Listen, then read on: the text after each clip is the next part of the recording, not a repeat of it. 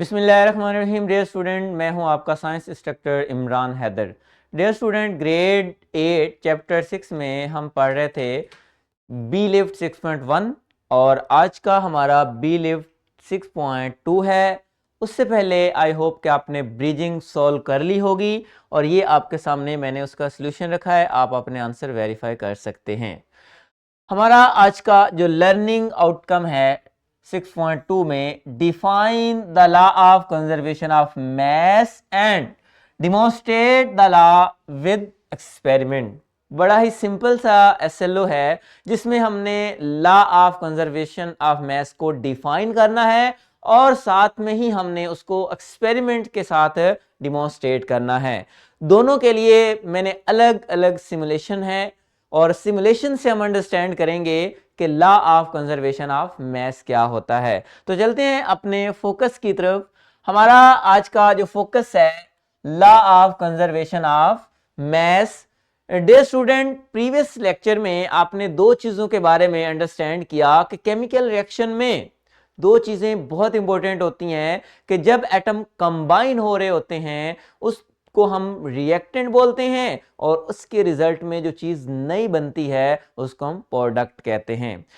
तो law of conservation of मास में क्या होता है कि जब आप कोई रिएक्शन करते हैं उसमें रिएक्टेंट का टोटल मास और आफ्टर रिएक्शन प्रोडक्ट का टोटल मास अगर इक्वल है, अगर सेम है, तो इसे हम कहते हैं लॉ ऑफ कंजर्वेशन ऑफ मास। जरा इसकी स्टेटमेंट पे आए तो स्टेटमेंट लिखा हुआ है matter is neither created nor destroyed during a chemical reaction, it's only changing it's state.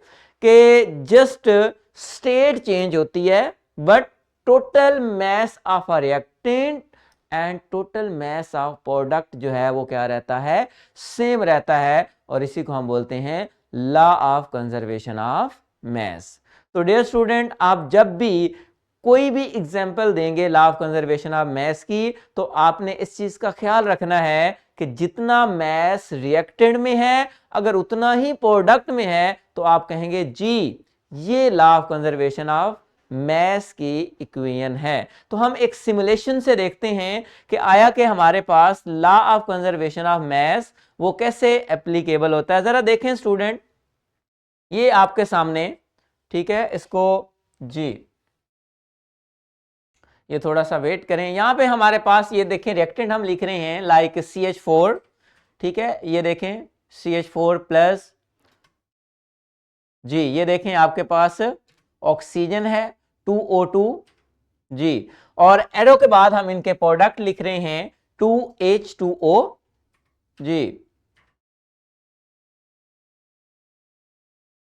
जी, और यहां पे आप देखें तो हमारे पास CO2 है।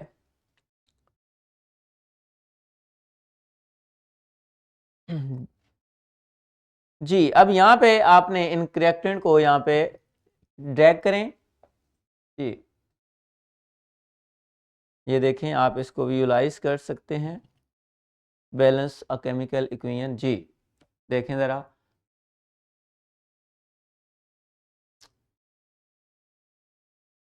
ओके, इनका प्रोडक्ट देखें, जो प्रोडक्ट का मास देखें 2H2O जी, CO2 जी। तो डियर स्टूडेंट, सबसे पहले आप ये अमाउंट जरा चेक करें। तो अमाउंट में भी आप देखें, यहाँ पे जरा काउंट करें, कार्बन ये देखें 4 हाइड्रोजन है और यहाँ पे आपके पास 4 ऑक्सीजन है, ये हमारे पास क्या है, रिएक्टेंट हैं। आगे आप जरा यहाँ पे देखें तो आपके पास यहाँ पे भी सेम आप देखें, कार्बन है, हाइड्रोजन है और 4 ऑक्सीजन है। इसका मतलब जितने एटम्स रिएक्टेंट में है उतने ही एटम क्या है, प्रोडक्ट में है। तो इसका मतलब अगर हम इनका मास कैलकुलेट करें तो आया कि इनका मास जरा देखें तो मोलर मास जरा आप काउंट करें तो total molar mass of reactant is equal to total molar mass of product. तो ये law of conservation of mass को हमने सिमुलेशन से देखा कि जितना रिएक्टेंट का मास है उतना ही हमारे पास क्या है, प्रोडक्ट का मास है। तो ये तो थी ये simulation, just law of conservation of मास की जो डिफाइन है उसको हमने सिमुलेशन से एक्सप्लेन किया।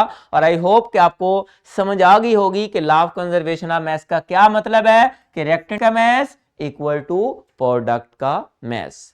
नेक्स्ट हमारे पास हम पीपीटी पे चलते हैं और उससे पहले ये देखते हैं कि हमारे पास एक्सपेरिमेंट जो है वो कौन सा है। जरा ये देखें कि इसको एक्सपेरिमेंट से कैसे डिमॉन्स्ट्रेट करना है।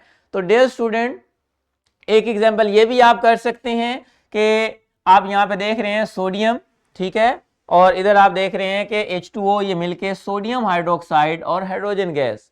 तो सिंपली आप देखते हैं कि रिएक्टेंट का जितना मास है प्रोडक्ट का ही उतना है, तो लिहाजा ये इक्वेशन हमारे पास क्या है, बैलेंस है, ठीक है। और इसलिए जो रिएक्टेंट का मास है उतना ही हमारे पास क्या है, प्रोडक्ट का मास है। तो आए एक्सपेरिमेंट में जरा इसको देखते हैं कि हमारे पास आपने मिक्स करना है calcium chloride and sodium sulphate, और हम देखते हैं कि before a reaction and after a reaction क्या इनका मास सेम रहता है या नहीं रहता। तो आए इसको सिमुलेशन से देखते हैं कि इसी एक्सपेरिमेंट को सिमुलेशन, ये देखिए हमारे पास रिएक्टेंट क्या है, calcium chloride aqueous and sodium sulphate.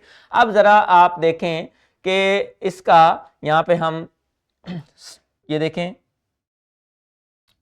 जैसे ही आप देखें इनका रिएक्शन हुआ और रिएक्शन आप यहां पे इसको स्टार्ट करते हैं, तो जब दोनों का रिएक्शन हुआ, रिएक्शन होने के बाद भी आप यहां पे गौर करें तो आपको क्या चीज नजर आ रही है कि आफ्टर रिएक्शन भी इसका जो मास है वो क्या रहा है, सेम रहा है। तो देखें एक्सपेरिमेंट करके हमने ये प्रूव किया कि बिफोर अ रिएक्शन रिएक्टेंट का मास आफ्टर अ रिएक्शन प्रोडक्ट का मास क्या रहा, इक्वल रहा। तो hence prove law of conservation of mass during a chemical reaction, mass can neither be created nor destroyed but it change one form to another form। और इसी चीज को अगर आप अपनी बुक में ये वाला एक्सपेरिमेंट निकालते हैं तो आप इसको बखूबी देख सकते हैं कि किस तरह से रिएक्टेंट जब रिएक्ट करने के बाद प्रोडक्ट बनाते हैं तो उनका मास क्या रहता है, इक्वल रहता है।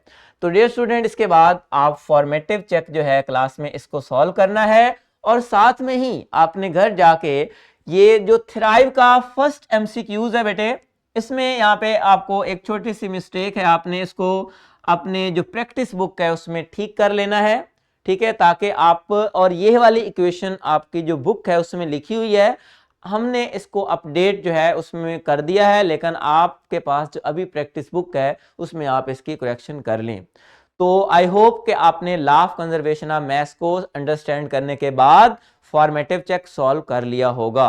तो मिलते हैं नेक्स्ट लेक्चर में, तब तक अल्लाह हाफिज।